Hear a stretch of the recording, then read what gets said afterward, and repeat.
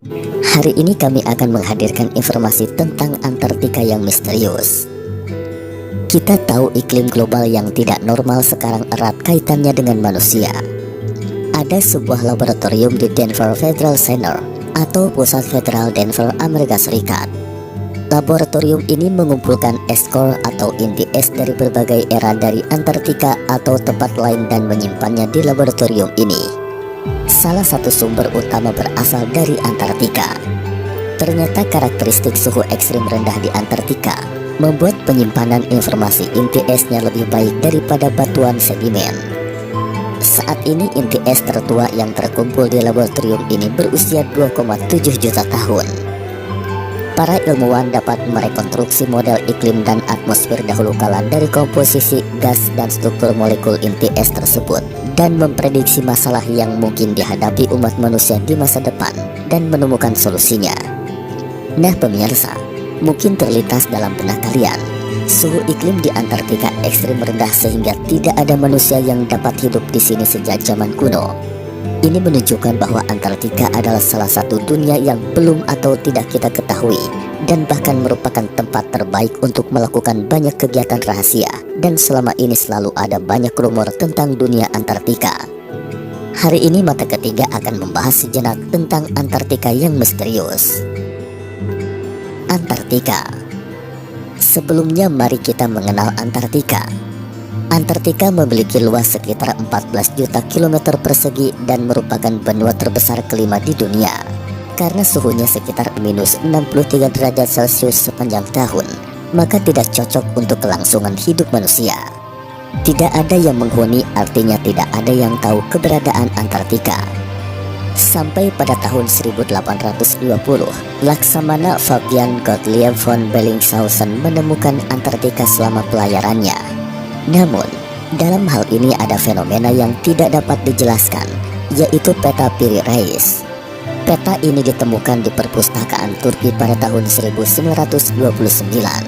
Peta Piri Reis adalah peta dunia pra-modern yang disusun pada tahun 1513 dari intelijen militer oleh Laksamana Turki Usmani dan kartografer Piri Reis. Peta itu dibuat oleh Laksamana Turki Haji Ahmed Muhyiddin Piri atau lebih dikenal sebagai Piri Reis pada tahun 1513 atau lebih dari 500 tahun yang lalu. Di pojok peta, Piri Reis juga secara khusus menjelaskan bahwa peta ini digambar olehnya dengan mengacu pada berbagai sumber. Namun anehnya manusia pertama kali menemukan benua Antartika setelah lebih dari 300 tahun lalu seperti yang disebutkan di atas. Secara teori, ketika peta ini muncul, orang-orang seharusnya tidak mengetahui keberadaan Antartika. Sampai di sini sebagian orang mungkin berpikir itu bukan apa-apa. Itu hanya membuktikan bahwa manusia telah menemukan benua Antartika pada tahun 1513. Namun yang paling mengejutkan para ilmuwan adalah peta itu menggambarkan bentuk lahan di bawah es dan salju Antartika. Perlu diketahui, Antartika telah tertutup es dan salju selama lebih dari 6.000 tahun. Lalu bagaimana Piri Reis mengetahui bentuk lahan di bawah es dan salju pada tahun 1513 itu? Sementara manusia modern baru sedikit memahami tentang bentuk lahan Antartika pada tahun 1953 dengan bantuan echosonder atau perum gema. Echosonder atau perum gema adalah suatu alat navigasi elektronik dengan menggunakan sistem gema yang dipasang pada dasar kapal yang berfungsi untuk mengukur kedalaman perairan, mengetahui bentuk dasar suatu perairan. Tak hanya itu, bentuk pantai masing-masing benua yang digambarkan dalam peta ini hampir sama dengan peta masa kini. Beberapa kali mengatakan bahwa peta ini tidak dapat digambar kecuali jika dilihat dari ketinggian lebih dari 8.000 meter. Pertanyaannya adalah, siapa yang memiliki teknologi secanggih itu pada 6.000 tahun yang lalu untuk membuat peta Piri Reis? Pangkalan rahasia Nazi. Perlombaan luar angkasa antara Uni Soviet dan Amerika Serikat dimulai pada tahun 1955. Akan tetapi tahukah Anda, jauh sebelum perlombaan antariksa, Nazi Jerman dan Amerika Serikat mulai bersaing memperebutkan kutub selatan. Setelah manusia berhenti mendarat di bulan, mereka tidak berhenti menjelajahi dan meneliti Antartika. Menurut data, Nazi Jerman pertama kali menjelajahi Antartika pada tahun 1943, tetapi kemudian dikabarkan bahwa Amerika Serikat menemukan dokumen rahasia bahwa sejak 1938 atau bahkan lebih awal, Nazi Jerman telah mulai membangun pangkalan bawah tanah rahasia dengan Sandi 211 di Antartika. Ketika itu bertepatan dengan puncak Perang Dunia Kedua, tetapi Nazi bersikeras mengirim kapal selam U-977 yang membawa banyak instrumen berteknologi tinggi untuk membangun pangkalan. Jelas ini menunjukkan bahwa pangkalan itu sangat penting bagi Jerman.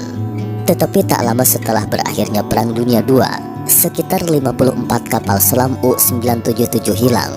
Lebih dari 6.000 orang termasuk teknisi dan ilmuwan di kapal selam itu hilang bersama entah kemana.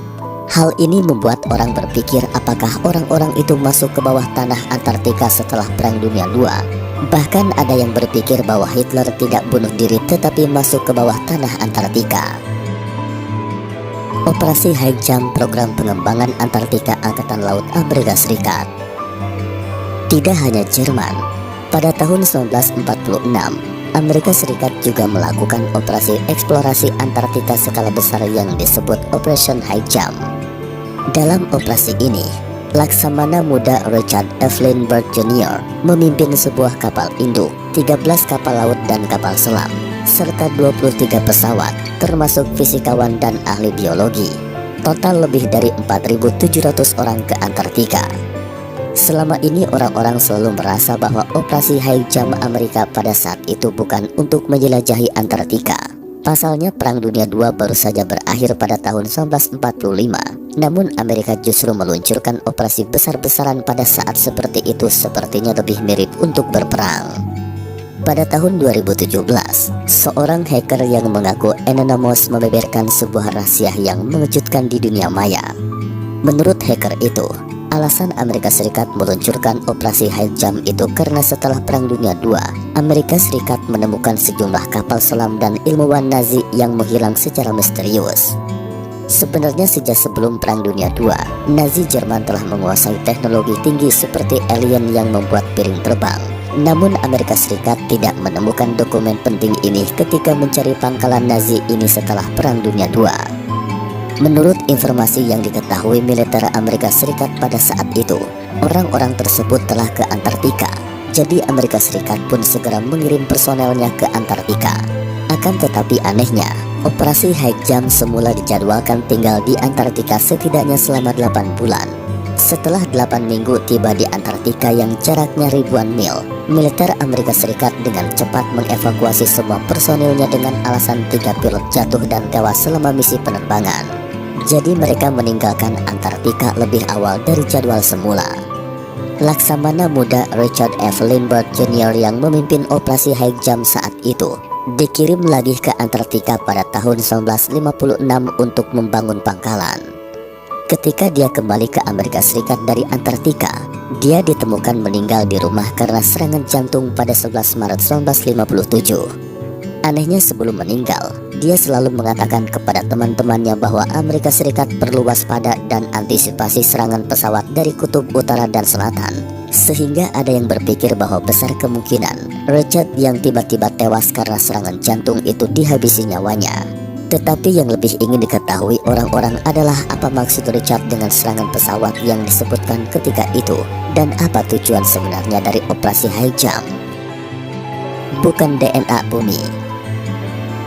Dalam beberapa tahun terakhir, para ilmuwan menemukan bahwa di bawah suhu rata-rata hanya minus 63 derajat Celcius sepanjang tahun di Antartika, terdapat lebih dari 140 danau subglasial Antartika. Hal ini dikarenakan lapisan es yang tebal di atas danau subglasial akan membentuk tekanan yang sangat besar dan membuat titik beku air turun, ditambah dengan panas dari inti bumi, sehingga air danau dapat mempertahankan bentuk cairnya. Pada tahun 1993, Rusia menemukan danau subglasial terbesar di Antartika dan menamakannya Danau Vostok. Danau ini mencakup area seluas sekitar 15.000 km persegi dan terkubur di kedalaman 3.623 meter di ruang subglasial selama 20 juta tahun. Setelah dipastikan keberadaannya, Rusia kemudian segera memulai pengeboran hingga akhirnya hanya sisa beberapa meter dari Danau Vostok pada 2013. Saat itu negara-negara di dunia mulai menyarankan untuk tidak melanjutkan pengeboran, karena jika terus mengebor dengan gegabah, hal itu dapat menyebabkan kerusakan ekologi danau dan mungkin terdapat organisme dan bakteri yang tidak dikenal di dasar danau. Namun pada Januari 2015, Rusia dengan menggunakan teknologi pengeboran terbaru berhasil menembus lubang kecil dan dengan cepat mengambil air danau berumur sekitar 20 juta tahun. Kemudian segera menutup lubang tersebut dan dengan cepat mengirimkannya ke Vladimir Putin dengan pesawat khusus.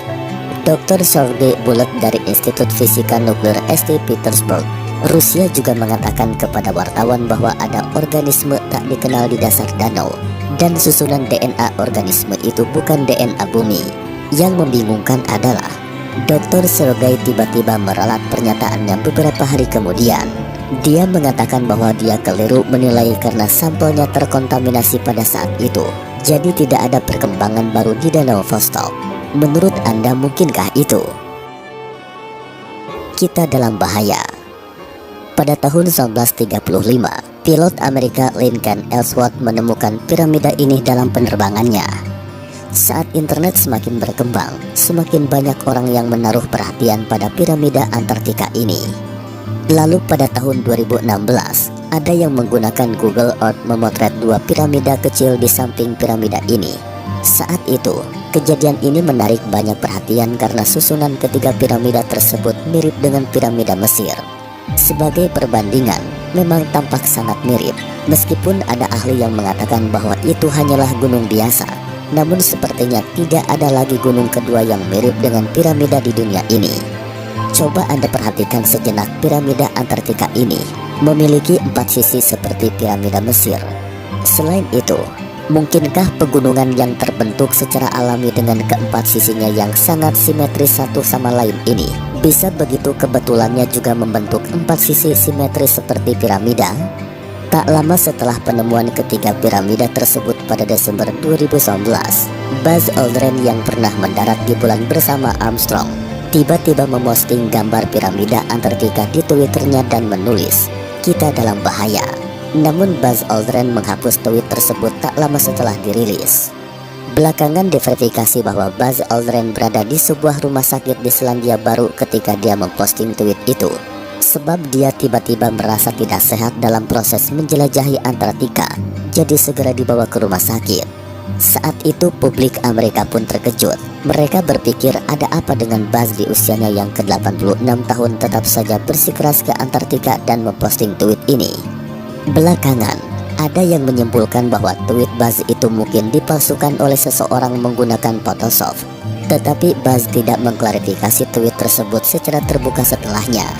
Dia hanya mengatakan ke Antartika hanya sekedar melihat-lihat dan kesehatannya kini berangsur-angsur pulih, jadi tidak perlu khawatir. Hanya beberapa hari sebelum Buzz ke Antartika, Menteri Luar Negeri Amerika Serikat John Kerry juga ke Antartika. Selama ini Antartika selalu menjadi misteri dan sangat berbahaya, jadi hanya segelintir pejabat tinggi pemerintah yang ke sana. Tetapi setelah ketiga piramida itu diumumkan pada tahun 2016, John Kerry secara pribadi ke Antartika. Tidak hanya itu, ketika dia meninggalkan Antartika, dia bertolak ke Maroko untuk bertemu dengan 25 kepala negara. Hal ini pun membuat semakin banyak orang bertanya-tanya, rahasia apa sebenarnya yang tersembunyi di balik piramida Antartika? Fenomena yang tidak dapat dijelaskan. Selain ketiga piramida tersebut, Antartika memiliki banyak hal yang misterius. Seperti peradaban tinggi di Mars, ada seraut wajah di sebelah piramida Mars. Tak disangka di kutub selatan pun ada seraut wajah yang terekam kamera. Anda bisa melihat lebih dekat wajah di Antartika ini. Kedua matanya sangat simetris. Hidung serta matanya juga muncul di posisi yang tepat dalam proporsi yang tepat. Luar biasa bukan? Selain itu, ada yang menemukan bangunan tak dikenal yang mirip dengan tangga menggunakan Google Earth. Situs melingkar ini sepertinya dibangun selingkar demi selingkar. Di tengahnya ada yang sekilas tampak seperti jalan yang menghubungkan mereka atau bangunan. Sangat mirip dengan situs kastil bukan? Tunggu sebentar. Sepertinya tampak juga mirip dengan Atlantis bukan? Selama ini selalu ada rumor yang mengatakan bahwa tidak tertutup kemungkinan ada pangkalan bawah tanah di Antartika. Baru-baru ini ada yang menemukan pintu masuk ke pusat bumi seperti Antartika. Bahkan ada yang menemukan gambar yang diduga piring terbang mendarat di Antartika. Iklim ekstrim Antartika tidak hanya melestarikan benua tertua umat manusia, tetapi juga pilihan terbaik untuk banyak pangkalan rahasia. Sejak 1920, Rusia pertama kali membangun stasiun penelitian ilmiah pertama bagi umat manusia di Antartika. Sejak itu berbagai negara mulai mendirikan berbagai basis penelitian di Antartika. Secara permukaan memang mengaku melakukan penelitian biasa, namun nyatanya tidak sesederhana itu. Ada yang mengatakan bahwa Antartika sangat mungkin menjadi pangkalan rahasia bagi alien.